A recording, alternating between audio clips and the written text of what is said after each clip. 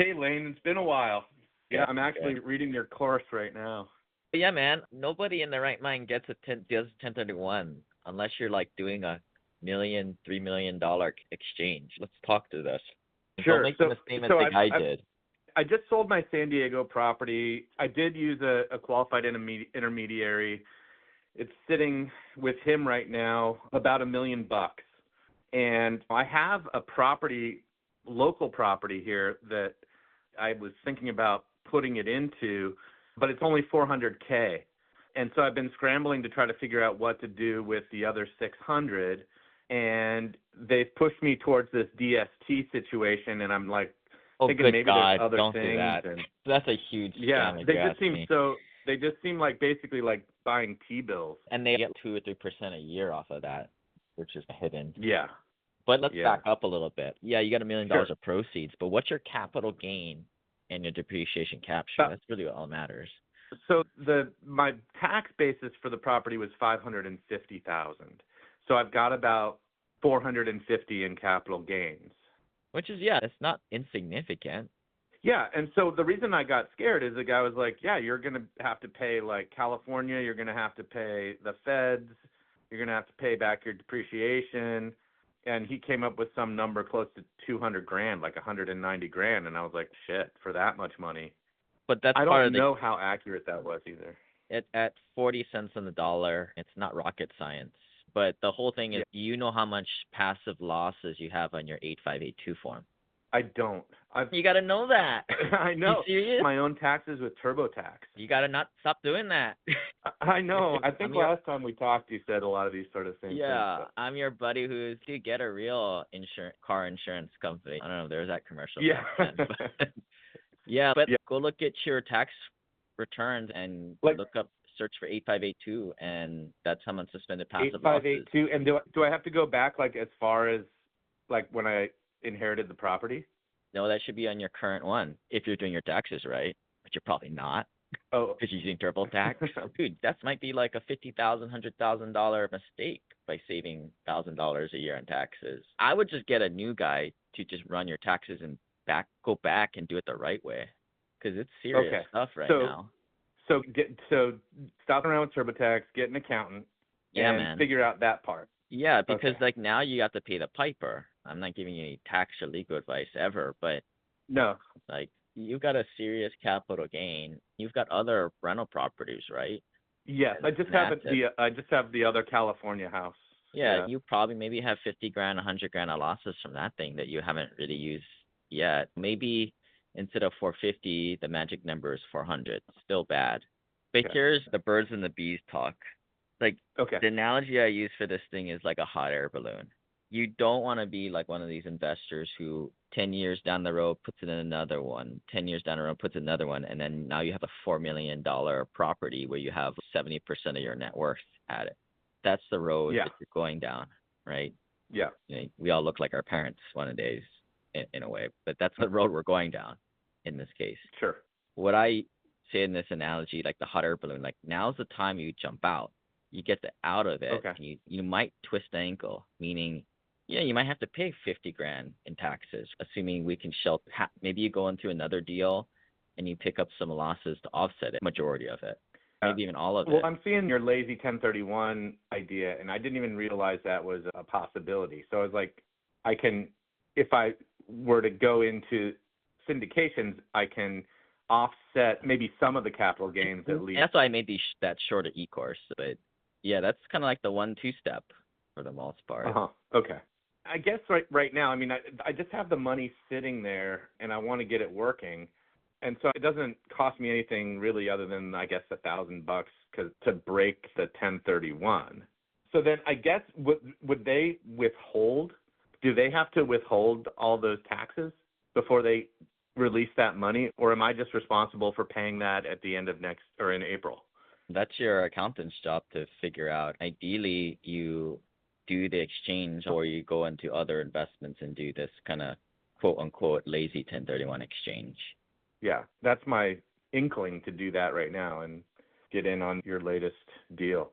We just take the estimates from the cost seg guy, right? And we don't know what the heck that cost seg is going to show up as, but we know a range. Normally we see anywhere from 30 cents on the dollar to maybe a little bit over half of what you put in with normal leverage. Because this is a little bit lower leverage deal, it might be slightly less. Back in the day, like 2-3 years ago, you put in 100 grand, you might even get 110 grand back in losses that first year. Yeah.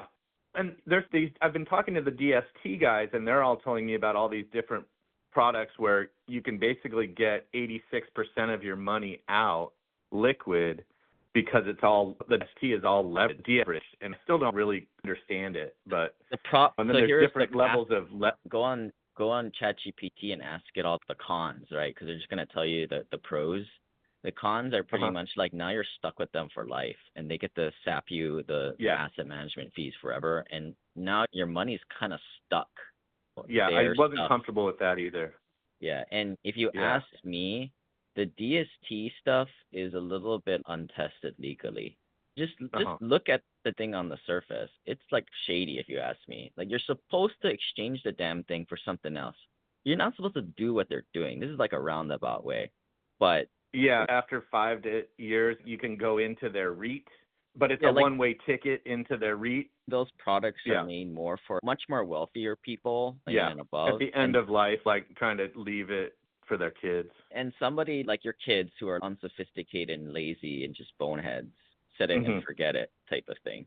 And in fact, it actually might be a good tool for them because they can't take the money out and buy Ferraris or Jaguars or whatever they buy. Yeah, exactly. So accountant. If you need the latest, folks, just email our team and we can get you connected with them. That would be really helpful. Yeah, that way we can make the personal connection so they know what you're talking about. That way they like that when they don't have to educate you guys too. It's getting taxes. Now's not the good time to do it, right? After October 15th is when they actually might have some time to deal with this stuff. But sure, because of the extensions, you might want to tell them, hey, I don't know if this is a good idea, but would it make sense to refile previous years? Because obviously I don't even have an 8582 form and I've been doing this the triple tax way. But just get into the conversation with that. So that might be a silver lining that I haven't taken this depreciation. We know you're screwed, right? Because the capital gains you're staring at. Yeah. But unless I keep it in the 1031, and then that's, I guess, why I was like attracted to the 1031. It was like, but it's not outrageous. It's 400. It's whatever they're going to hammer me for on that. Negligible. The fees are negligible. The 450. Now, that's my biggest thing. Is do you really want to go down the path of just compiling all your net worth into less and less assets, which is the opposite of diversification? Yeah. You can make your own decision, but like to me, you want to be breaking it up into smaller chunks and also getting into value add stuff. And if you're getting into value add stuff, you're going to be going in and out of these assets 5-10 years or less. So then you're going to be in the same damn predicament. You got to do another 1031, and that's where it gets worse and worse. And so you wouldn't suggest then just putting this all in your newest project then? Oh, heavens, you would break it up? Yeah, I always say no more than 5-10% of your net worth. Don't be a bonehead, of course, right? Okay. That's what's cool about doing it this way. You can diversify over different projects, geographic areas, different asset classes. That's the appeal, right? This isn't like your grandpa's age where he didn't have the internet and he can only buy things in Westminster, California, where he could dial somebody up or walk to. Like the lazy 1031 exchange thing, right? You got to do this before the end of the year, and you're getting to this point where it's getting to the end of the year. I was at the thing on the last two syndications that you're with, and I was like, this sounds a lot better than the DST because you have exposure to the upside, whereas these DSTs just seem to be you're parking your money somewhere. Yeah, and you have no control over it there too, and you're stuck there forever. Yeah, you don't pay capital gains. You probably won't even keep up with inflation, or you'll be lucky to.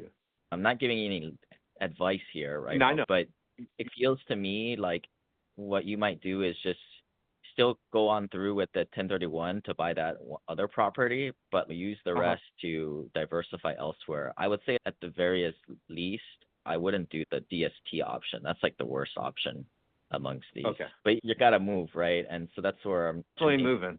Well, I've got to identify properties by in 3 weeks. Yeah.